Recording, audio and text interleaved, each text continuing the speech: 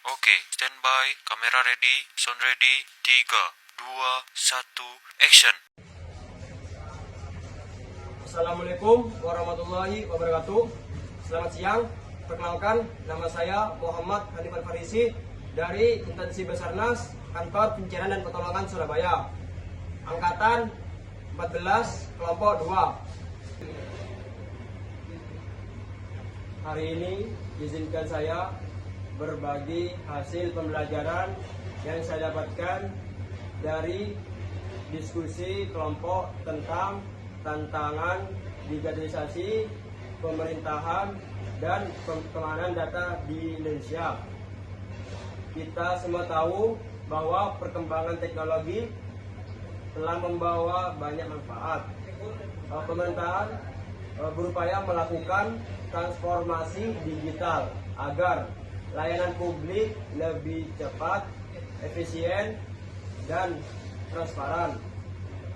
Pada kelompok pertama membahas kasus serangan ransomware di Pusat Data Nasional Surabaya pada 2024. Sistem terkunci, data tidak bisa diakses, bahkan ada permintaan tebusan miliaran rupiah. Akibatnya layanan lumpuh mulai dari administrasi, kependudukan hingga transformasi. Hal ini menunjukkan betapa rentannya keamanan cyber kita. Lalu kelompok kedua menyoroti kasus peretasan domain peduli lindungi. Bayangkan sebuah aplikasi resmi pemerintah yang dulu membantu masyarakat saat pandemi tiba-tiba berubah menjadi situs judi online. Bukan hanya merusak kepercayaan publik, tapi juga menimbulkan kekhawatiran soal kebocoran data pribadi.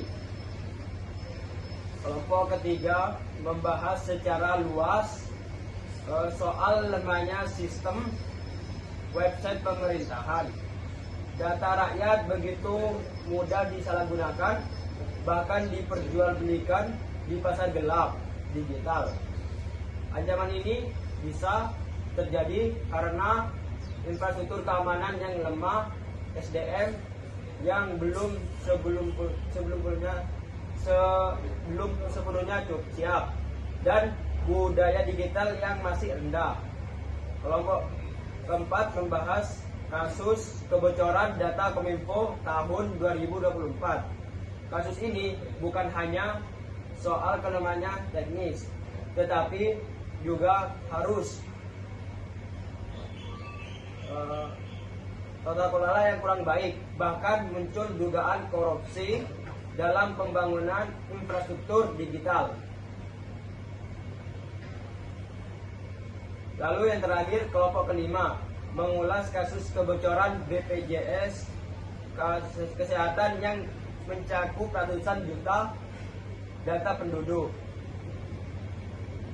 Data yang bocor tidak hanya soal identitas, tetapi juga menyangkut keamanan nasional.